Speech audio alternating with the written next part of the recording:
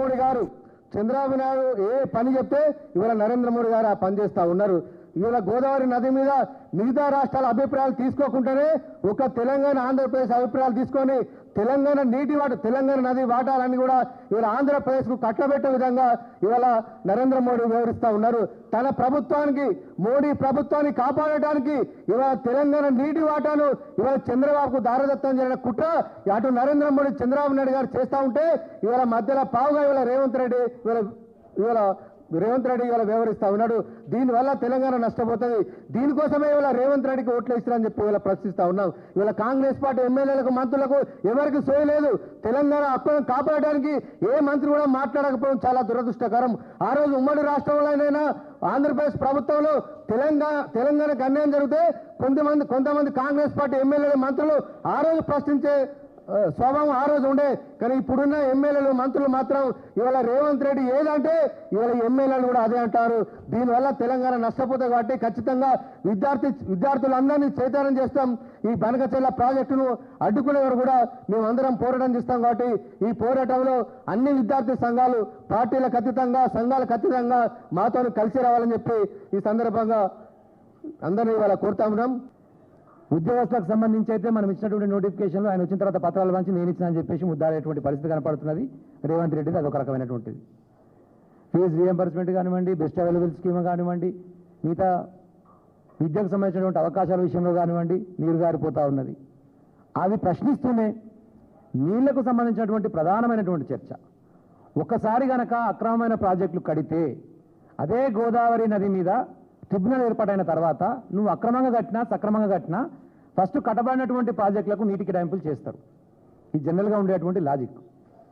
అలా గొడవకు దారాదత్తతం చేయడం కోసం రేవంత్ రెడ్డి చేసినటువంటి కుట్రను తెలంగాణ ప్రజలకు అర్థమయ్యే విధంగా కుండబద్దలు కొట్టినట్టుగా నిజస్వరూపాలను బయటికి వెలికి తీయాల్సినటువంటి బాధ్యత విద్యార్థి నాయకత్వానికి ఉంది. కాబట్టే విద్యార్థులందరినీ కూడా ఆ విధంగా సమాయత్తం చేసి ఎల్లుండి జరిగేటువంటి సదస్సు ద్వారా అన్ని విషయాలను కూలంకషంగా చర్చించి ఎందుకు మనకు నిజమైనటువంటి అన్యాయం జరుగుతుంది గోదావరి మీద ఒకవేళ వాళ్ళు తీసుకపోతే 200 టీఎంసీల కెపాసిటీ అన్నటువంటి పోలవరంని ఇప్పుడు ఈ 200 టీఎంసీలు తోడకపోతాం మాకు అవకాశం ఇవ్వని చెప్పేసి 400 టీఎంసీ కెపాసిటీ లాగా చూపించి మేము వెనుకలు తీసుకుపోతాం అనేటువంటి ఒక కుట్ర జరుగుతున్నది.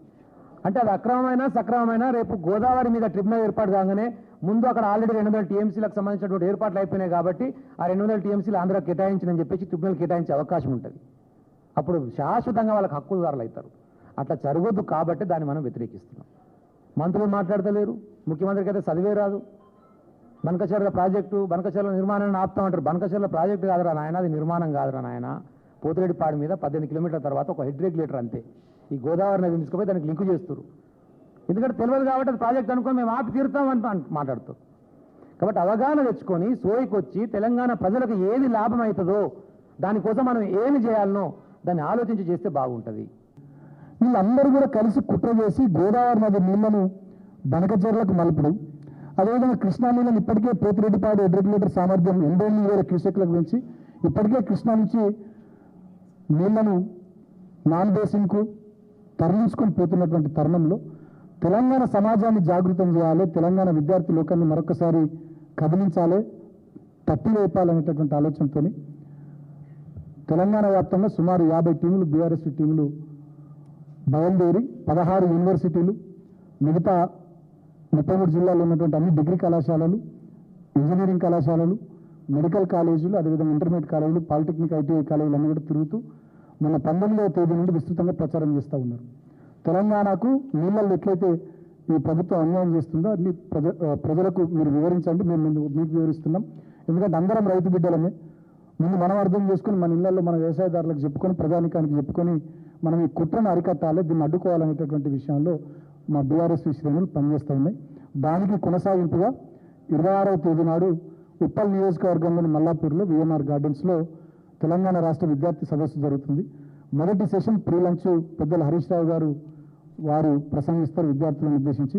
పోస్ట్ లంచ్ దేశపతి శ్రీనివాస్ గారు, మాజీ మంత్రి గారు జగదీశ్వర్ రెడ్డి గారు, అదేవిధంగా మా వర్కింగ్ ప్రెసిడెంట్ కేటీఆర్ గారు పోస్ట్ లంచ్ సెషన్ వాళ్ళు కూడా ఈ సదస్సుకు వస్తున్నారు. తెలంగాణ ప్రయోజనాలు కాపాడేది బీఆర్ఎస్ పార్టీ, దానికోసం కొట్లాడేది బీఆర్ఎస్ పార్టీ. కాబట్టి బీఆర్ఎస్ పార్టీ విద్యార్థి విభాగంగా ఏ రకంగా ముందుకు పోదామని చెప్పి కొంత ఆ సదస్సులో చర్చించి భవిష్యత్ కార్యాచరణను కూడా ఆ రోజు ప్రకటిస్తాం.